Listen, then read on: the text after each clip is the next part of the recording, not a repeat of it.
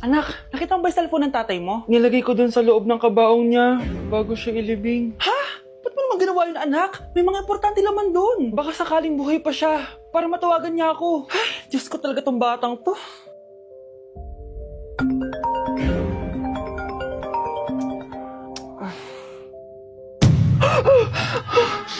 Patawag si tatay. Nay, kailangan natin pumunta sa sementeryo. Tumawag sa akin si tatay. Anak, pwede ba? Wala akong oras makipagbiruan sa'yo. Marami pa akong tatapusin trabaho. Pero nay, pag di ka pa tumigil, kukunin ko yung cellphone mo. Tay, sumagot ka. Alam kong buhay ka. Sa lahat ng pwede kong makita, ikaw pa talaga. Jessica, tinatawagan ko lang tatay ko. Nababaliw ko na talaga, no? Patay na tatay mo, di ba? Baliw. Hindi, buhay siya. Ito tandaan mo. Kapag hindi ka pa tumigil sa kabaliwan mo, susunod ka na sa tatay mo. Sinabihan akong baliw ni Cheska tapos sinaktan niya ako. Totoo naman, di ba? Nabuhay ka. Anak, nabalitaan mo na ba? Ha? Ang alin, Nay? Patay na si Cheska. Natagpuan siyang walang buhay dyan sa may ilog. Ano? Ay, Diyos ko, kawawang bata. Tay, sumagot ka na please. Ikaw! Ikaw ang pumatay sa anak ko! Ano? Eh siya nga to ng away sa akin eh. Ikaw ang huli niyang kasama. Tandaan mo to. Isusunod kita sa tatay mo. Tay, hindi ko na alam gagawin ko. Sinisisi ako ng nanay ni Cheska sa pagkamatay ng anak niya. Natatakot ako. Anak, yung nanay ni Cheska. Oh, bakit nay? Pinatay daw. Binitin sa may puno. Ano? Nakakatakot na dito sa barangay natin, anak. Sinong pumapatay sa kanila? Nay, may tao. Sino po sila? Magandang araw po. Ako po si Detective Jason. Ako ang may hawak sa investigation case sa pagkamatay ni Cheska at ng kanyang nanay. Bakit kayo nandito? Dahil dito.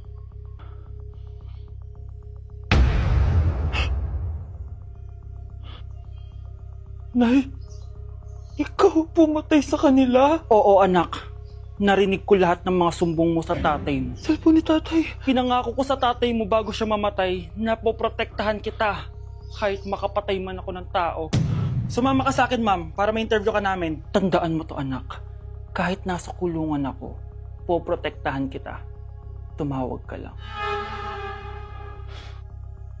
Kyle, anak! Uuwi yung mga kapatid mo. Talaga, Nay? Tagal kong hinintay ito. Grabe. Akala ko nakalimutan na nila tayo kasi successful na sila eh. Miss ko na sila. Tagal na din nung last na pumunta sila dito. O sige na anak, hintayin mo sila sa labas ha. Maghahanda lang ako ng kakainin natin mamaya.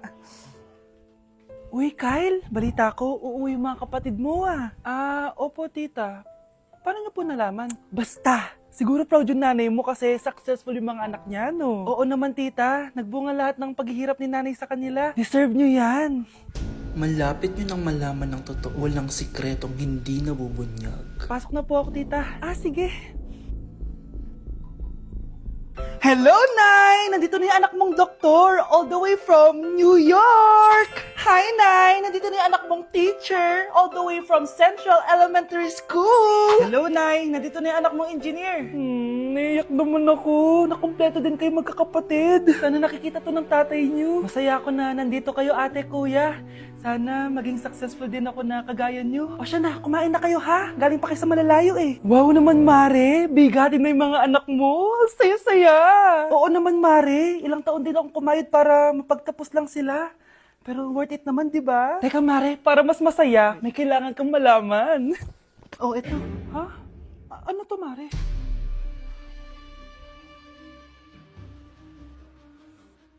Nay, bakit po? Mga sinungaling kayo? Paano niyo nagawa sa akin to, ha?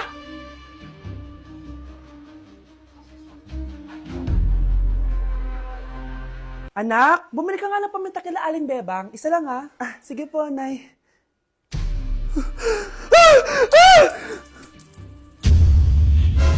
Nay, itapon mo yan! Ikakamatay natin yan eh! Napapano ka ba, anak, ha? May napanood kasi ako, Nay. Itapon mo yan! Ay na nga ba sinasabi ko eh. Kaka-cellphone mo yan eh. Kung ano-ano pinapanood mo. Ayoko pa mamatay. Nababaliw na ata to. Mga anak, wala ba kayong mga assignment, ha? Ay, nakauwi na din. Mag-grow a garden muna ako. Wow! Magtatanim ako ng candy blossom para yumaman ako. Aba! Kakauwi lang ay padaga ng inaatupag ah. Wow, ang ganda naman ng garden nila.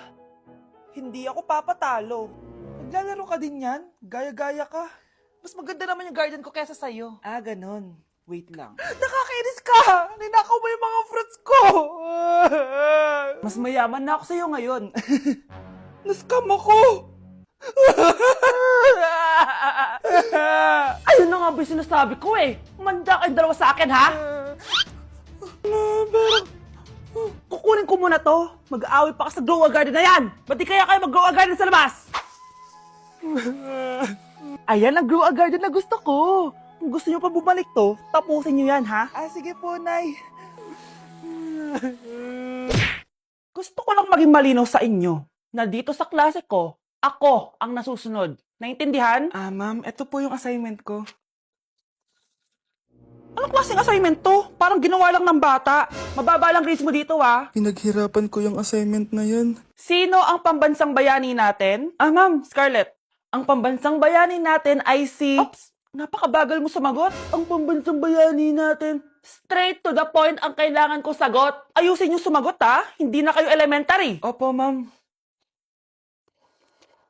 Pinayagan ba kita kumain sa loob ng klase ko? Ah, ma'am. Akin na yan. Kung ayaw niyong binabastos kayo, wag niyo akong bastusin.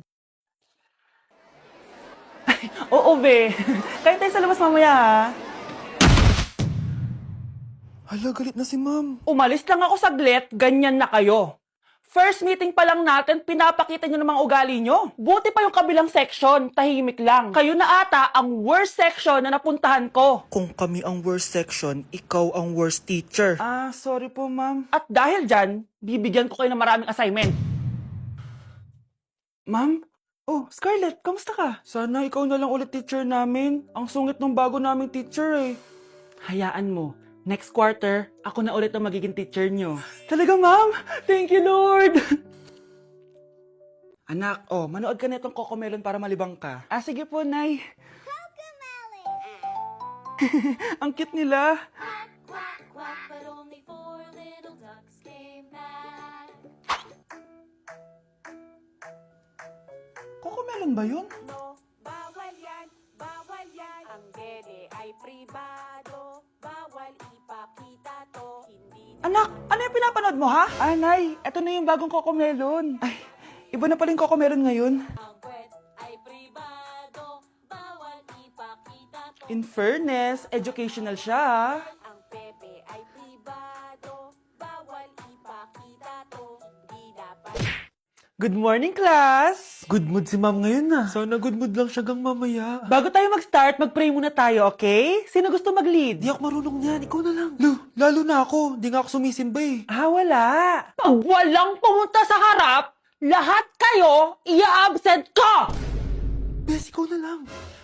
Ah, mama ko na lang po. Madali naman pala kayo kausap eh. Okay, class. So, dito na nagtatapos sa lesson natin. Oh, may isang oras pa pala tayo eh. Sige na, i-dismiss ko na kayo. Yes, be, tara gala tayo. Tara be, buti nilang talaga dinismiss tayo agad. Aba, excited? Uwing-uwi? Ayaw niyo siguro sa subject ko, no? Maghihintay kayo hanggang 4 p.m. dito!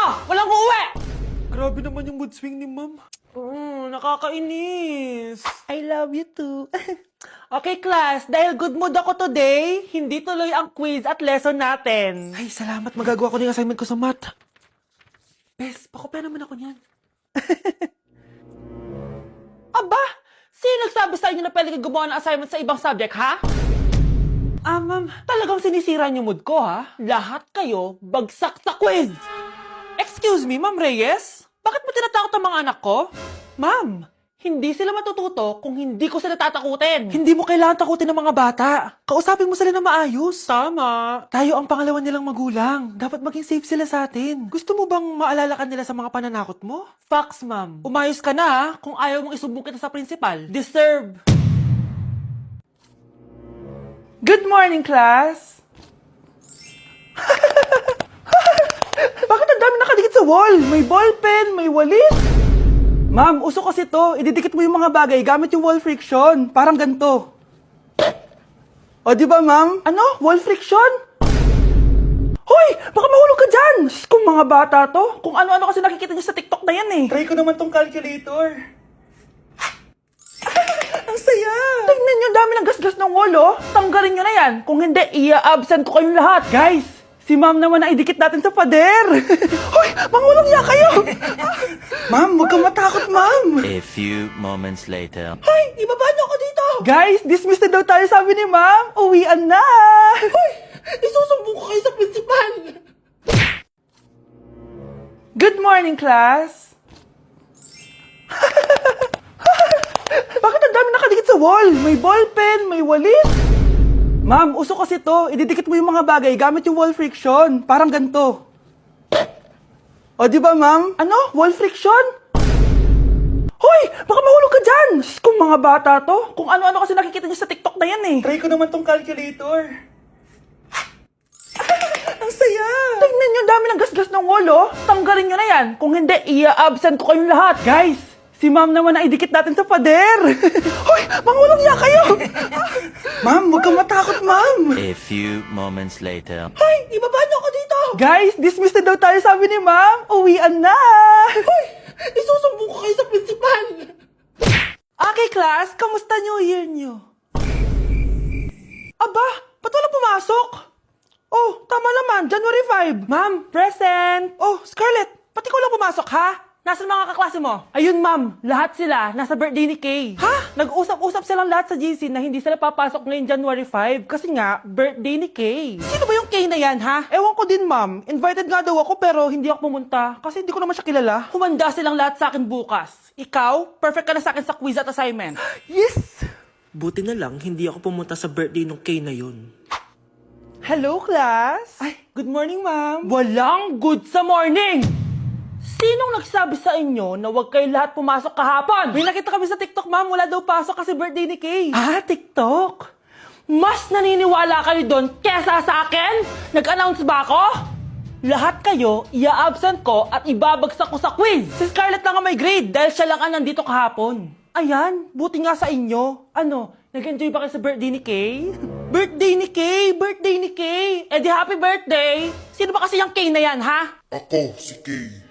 Hala, nandyan na siya. May problema ba kayo sa pagpunta nila sa birthday ko? Dahil hindi kayo pumunta sa birthday ko, mamalasin kayo ngayong 2026. Ha? Sa akin dapat yung 2026 eh! Hindi! Hindi! Hindi!